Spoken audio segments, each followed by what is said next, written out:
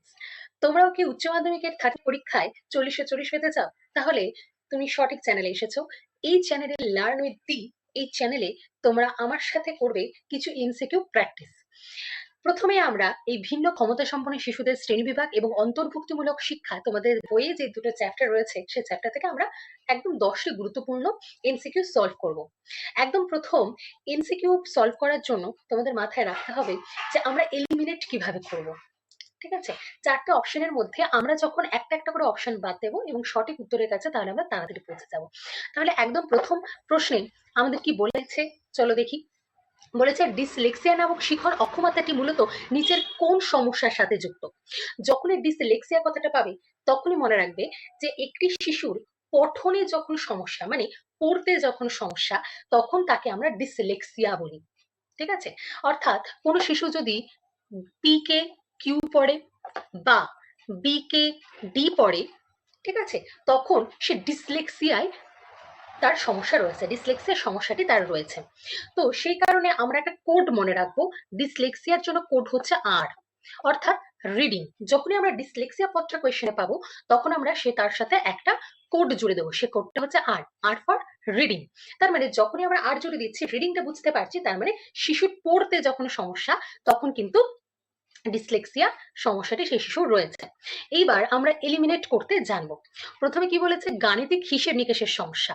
গাণিতিক হিসেব নিকেশ বলতে যে শিশুর অঙ্ক করতে সমস্যা, অর্থাৎ ডিসক্যালকুলিয়া তার রয়েছে। ক্যালকুলিয়াতে ক্যালকুলেটর শব্দটা আইডিয়া করে নাও। তো সেখানে ডিসক্যালকুলিয়া, যদি আমরা গাণিতিক হিসেব নিকেশের সমস্যা দেখি তাহলে সেখানে সেই শিশুটি ডিসক্যালকুলিয়ার সমস্যা রয়েছে। তাহলে ডিসলেক্সিয়ার সাথে ডিসক্যালকুলিয়াটি হবে না। ঠিক আছে, তাহলে ডিসলেক্সিয়ার সাথে ডিসক্যালকুলিয়ার শব্দটি হবে না, প্রথমেই এই অপশনটি বাদ। 2 নম্বর কি বলেছে, কথা বলা ও ভাষা ব্যবহারের সমস্যা। যখন একটি শিশুর কথা বলতে এবং ভাষা ব্যবহার করতে, অর্থাৎ অপরের সাথে কথা বলতে সমস্যা থাকে, তখন সে শিশুর কি রোগে কি সমস্যা রয়েছে, সে শিশুর তখন অ্যাফেসিয়া সমস্যাটি থাকে। ঠিক আছে, তাহলে এইটি বাদ। নেক্সট কি বলেছে, পঠন বা পড়ার সমস্যা। অর্থাৎ প্রথমে বললাম ডিসলেক্সিয়া মানে পড়ার সমস্যা, তার মানে পঠন এবং পড়ার সমস্যা, এই গ নাম্বার উত্তরটি সঠিক হবে। এবং হাতের লেখার সমস্যা, যখনই আমাদের লেখা কথাটা আমাদের সাথে জুড়ে যাবে প্রশ্নে, তখনই মনে রাখবে সেখানে গ্রাফ, গ্রাফ মানে একটা আঁকা বা লেখা। তার মানে এই কোডটা দিয়ে আমরা বুঝতে পারবো যে হাতের লেখার যার সমস্যা যদি দেয় তাহলে আমরা লিখবো ডিসগ্রাফিয়া। তার মানে এই ডিসলেক্সিয়ার সাথে ডিসগ্রাফিয়া কথাটা যাচ্ছে না, তাহলে সঠিক উত্তর হয়ে যাচ্ছে পঠন বা পড়ার সমস্যা। এবার আমরা দ্বিতীয় প্রশ্নে যাব। দ্বিতীয় প্রশ্নে কি বলেছে, বিশ্ব স্বাস্থ্য সংস্থা হু অনুযায়ী প্রতিবন্ধকতার প্রথম স্তর, অর্থাৎ শরীরের কোন অঙ্গের গঠনগত বা কার্যগত স্থায়ী ক্ষতিকে কি বলে? শরীরের সম্পূর্ণভাবে গঠনগত এবং কার্যগত যেখানে স্থায়ী ক্ষতি, ঠিক আছে, যখন আমাদের শরীরের বা অঙ্গের কোনো স্থায়ী ক্ষতির কথা বোঝানো হয় তখন কিন্তু সেটাকে আমরা বলি ইম্পেয়ারমেন্ট। ইম্পেয়ারমেন্ট, ঠিক আছে, এই যে ইম্পেয়ারমেন্ট কথাটা তখন কিন্তু হয়ে যায়। এইবার আমরা হু কিন্তু আমাদের 3টি স্তর দিয়েছেন। প্রথম স্তরে রেখেছে ইম্পেয়ারমেন্ট, সেকেন্ড স্তরে রেখেছে ডিসাবিলিটিকে এবং থার্ড স্তরে রেখেছে সে হ্যান্ডিক্যাপকে। ঠিক আছে, তার মানে যখন কোনো ব্যক্তির ক্ষতি হয়, কোনো শরীরে, যেমন চোখের রেটিনা নষ্ট হয়ে যাওয়া, কানের পর্দা ফেটে যাওয়া, এইরকম হলে সে ইম্পেয়ারমেন্টের মধ্যে সে পড়বে। কিন্তু যখন কোনো মানুষের কোনো ডিসাবিলিটি থাকে, অঙ্গ নষ্ট হওয়ার কারণে মানুষ যখন কোনো কাজ করতে পারে না, যেমন চোখ নষ্ট হয়ে গেছে, চোখে দেখতে পাচ্ছে না, তখন সে সেই বিষয়টার জন্য অক্ষম, তখন হয়ে যাবে সেই ডিসাবিলিটি। এবং হ্যান্ডিক্যাপ কি, এটা চূড়ান্ত একদম তৃতীয় পর্যায়। অক্ষমতার কারণে মানুষ যখন সমাজে অন্য মানুষের মতো বাঁচতে বাধা পায়, যখন অন্য মানুষের মতো বাঁচতে বাধা পাবে, তখন সেটা হয়ে যাবে হ্যান্ডিক্যাপ। তার মানে এই হুয়ের দ্বারা যে প্রতিবন্ধকতার প্রথম স্তর, শরীরে কোনো অঙ্গের গঠনগত বা কার্যগত স্থায়ী ক্ষতিকে আমরা কিন্তু বলবো কি ইম্পেয়ারমেন্ট। সঠিক উত্তর হয়ে যাবে ইম্পেয়ারমেন্ট। এরপর আমরা 3 নম্বর প্রশ্নে যাব। 3 নম্বর প্রশ্ন বলেছে অন্তর্ভুক্তিমূলক শিক্ষা, যেটাকে আমরা বলি কি ইনক্লুসিভ এডুকেশন, বলতে প্রধান কি বোঝায়? প্রথম অপশন কি বলেছে, কেবল বিশেষ ক্ষমতা সম্পন্ন শিশুদের জন্য আলাদা স্কুল শিক্ষা। কখনো বিশেষ শিশুদেরকে যদি আলাদা স্কুল শিক্ষা, সেটা তো স্পেশাল স্কুল, তাই না? এখানে আমাদের কি বলেছে, ইনক্লুসিভ এডুকেশন। ইনক্লুসিভ মানে যে বিদ্যালয়ের মধ্যে একটা জাতি, ধর্ম, বর্ণ, লিঙ্গ এবং তার সাথে সাথে আমাদের বিশেষ চাহিদা সম্পন্ন শিশুরা যখন সেই ক্লাসরুমের মধ্যে উপস্থিত থাকতে পারবে, তাকে আমরা ইনক্লুসিভ এডুকেশন বা অন্তর্ভুক্তিমূলক শিক্ষা বলি, তাই তো? কিন্তু তাহলে প্রথম ক নাম্বার অপশনে কি বলেছে? বলেছে কেবল বিশেষ ক্ষমতা সম্পন্ন শিশুদের জন্য আলাদা স্কুল।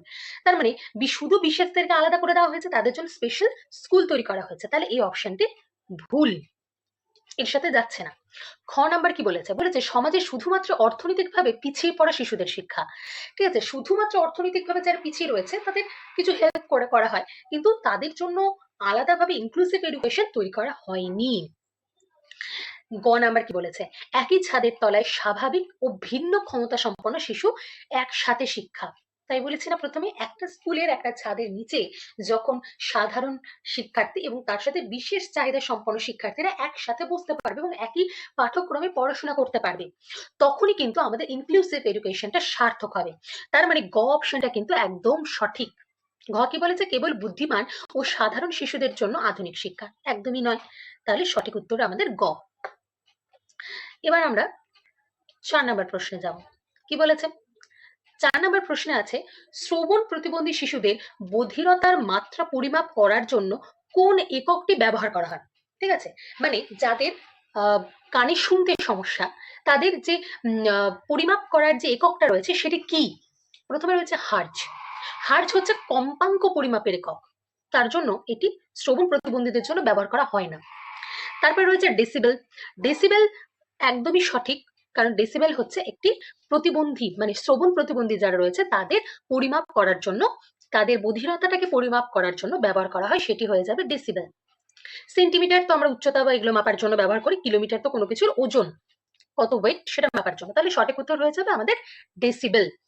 ঠিক আছে, এরপরে আমাদের 5 নাম্বার প্রশ্নে আমরা কি বলেছি চলো দেখি। বলেছে আন্তর্জাতিক স্তরে কোন সম্মেলনে প্রথম অন্তর্ভুক্তিমূলক শিক্ষা বা ইনক্লুসিভ এডুকেশনের ধারণাটি সরকারিভাবে গৃহীত এবং জোরদার দেওয়া হয়? ঠিক আছে, জোর দেওয়া হয় মানে কোন আন্তর্জাতিক স্তরে? আন্তর্জাতিক স্তর মানে কি? ইউনেস্কোতে। ঠিক আছে, কোন এমন সম্মেলনে যেটি অন্তর্ভুক্তি শিক্ষাকে সব থেকে বেশি গুরুত্ব দেওয়া হয়েছে? ঠিক আছে, সেটা হবে সম্মেলন, যেটি 1994 সালে হয়েছে। এটি সঠিক উত্তর। সালামানকা সম্মেলনে কিন্তু অন্তর্ভুক্তিমূলক শিক্ষণের কথা বলা হয়েছে। বাকি দুটো অপশন কিন্তু আমাদের যাচ্ছে না। ঠিক আছে, এরপরে আমরা 6 নাম্বার প্রশ্নের উত্তরে যাব। কি বলেছে? দৃষ্টিহীন শিশুদের পড়ার জন্য ব্যবহৃত ব্রেল পদ্ধতি মোট কয়টি উঁচু বিন্দু বা ডট থাকে? ঠিক আছে, যারা দৃষ্টিহীন শিক্ষার্থী, তাদের জন্য আমরা কি করি? তাদের জন্য ব্যবস্থা করা রয়েছে ব্রেলের, যারা দৃষ্টি প্রতিবন্ধী রয়েছে, এবং দৃষ্টি প্রতিবন্ধী শিক্ষার্থীদের জন্য আলাদাভাবে ব্রেল পঠন পাঠন করানো হয়। হুম, এইবার এই ব্রেলের মধ্যে কতগুলি ডট থাকে, যে ডটগুলোর সাহায্যে তাদেরকে পড়ানোর ব্যবস্থা করা হয়? প্রথমে 4টি ডট? না। 8টি ডট? না। 10টি ডট? না। সঠিক উত্তর হবে 6টি ডট। কারণ এই যে ব্রেলের মধ্যে 6টি ডট দিয়ে উঁচু করে উঁচু উঁচু 6টি ডটকে তারা স্পর্শ করে, ঠিক আছে, ব্রেলটা পড়তে পারে। সেই জন্য ব্রেলে হচ্ছে উঁচু 6টি ডটের মাধ্যম দিয়ে দৃষ্টিহীন শিশুরা কিন্তু তাদের পড়াশোনা চালিয়ে যায়। এইবার তোমরা কিন্তু কমেন্টে জানাবে এই ব্রেল সর্বপ্রথম কে করেছিলেন এবং কত সালে করেছিলেন, কোন ব্যক্তি সর্বপ্রথম ব্রেল তৈরি করেন এবং কত সালে করেছেন, সেটা কিন্তু অবশ্যই আমার কমেন্ট বক্সে তোমরা জানাবে। এবার আমরা পরের প্রশ্নে যাই।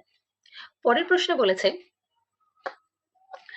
কোন শিশুর বুদ্ধি বা আইকিউ কতর নিচে থাকলে তাকে ওনার বুদ্ধিগত অক্ষমতা ভিত্তিক মানসিক অনগ্রসর থেকে পিছিয়ে পড়া বলা যায়? মানে মেন্টালি রিটায়ার্ড কোন শিশুকে বলা হবে মানসিকভাবে অগ্রসর বা পিছিয়ে পড়বে? কোন শিক্ষার্থী, তার আইকিউ কত থাকলে তাদের এরকম অবস্থা হবে? ঠিক আছে, আমরা সব যদি 90 হয় তাহলে সে মেন্টালি অনগ্রসর হবে না, পিছিয়ে পড়বে না, তাহলে 90 হবে না।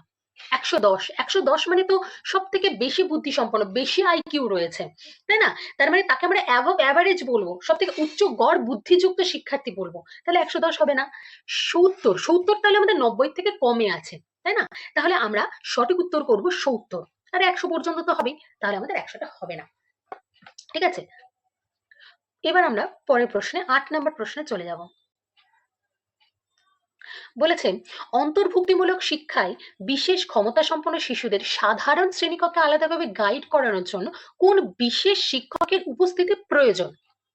মানে এই যে ইনক্লুসিভ এডুকেশনের শিক্ষা ব্যবস্থাটা তৈরি হবে, যেখানে জাতি, ধর্ম, বর্ণ, লিঙ্গ এবং বিশেষ চাহিদা সম্পন্ন শিশুরা সকলে একই ছাদের তলে পড়াশোনা করতে পারবে। তার মানে সেইখানে সেই শিক্ষা ব্যবস্থার মধ্যে আলাদাভাবে স্পেশাল চাইল্ডদের জন্য কেমন শিক্ষকের প্রয়োজন হবে। প্রধান শিক্ষক তো হবে না, কারণ সে তাদের অন্যরকম তাদের ইনফ্রাস্ট্রাকচার বা অন্যরকম কাজ করতে সে ব্যস্ত থাকবে, তাই না? বাকি প্রধান শিক্ষকের যেগুলো কাজ থাকে। তারপরে রিসোর্স শিক্ষক বা রিসোর্স টিচার, অবশ্যই যে রিসোর্স টিচার যিনি কিন্তু যে বিশেষ চাহিদা সম্পন্ন শিশুর যা যা প্রয়োজন, যা যা চাহিদা, তিনি কিন্তু সেই জিনিসগুলো তাকে দেবেন। সেজন্য রিসোর্স শিক্ষক সাধারণ শিক্ষকের পাশাপাশি একজন রিসোর্স শিক্ষকও একটি ক্লাসরুমে থাকবে ইনক্লুসিভ এডুকেশনে।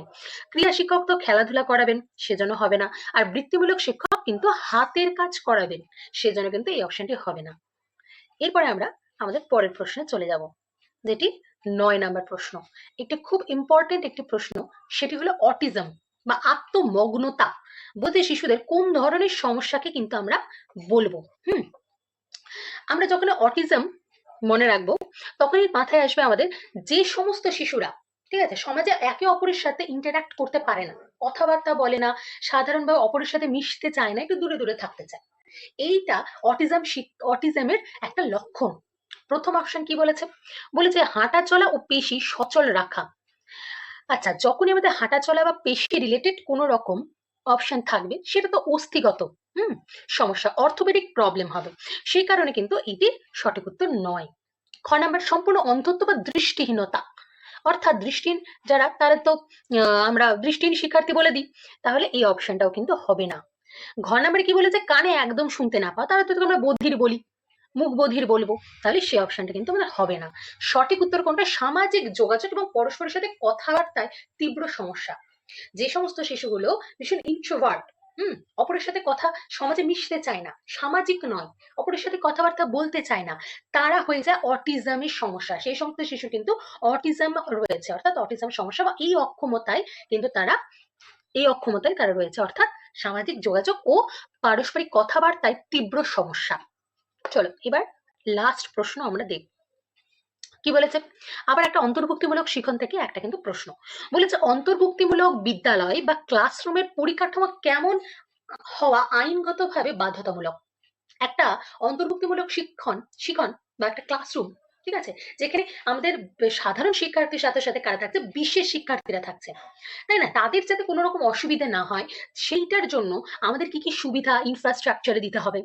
প্রথমে খাড়া এবং সরু সিঁড়ি যুক্ত, খাড়া সরু সিঁড়ি যদি হয়, তাহলে কিন্তু যারা পায়ে সমস্যা রয়েছে, অস্থিগত সমস্যা রয়েছে, তারা কিন্তু চলাফেরা করতে পারবে না, তাহলে এই অপশনটা কিন্তু এটার সাথে যাচ্ছে না। নেক্সট হচ্ছে লিফট বা র্যাম্পহীন, এখানে র্যাম্প কিন্তু বলেনি, হীন বলেছে, মানে নো র্যাম্প।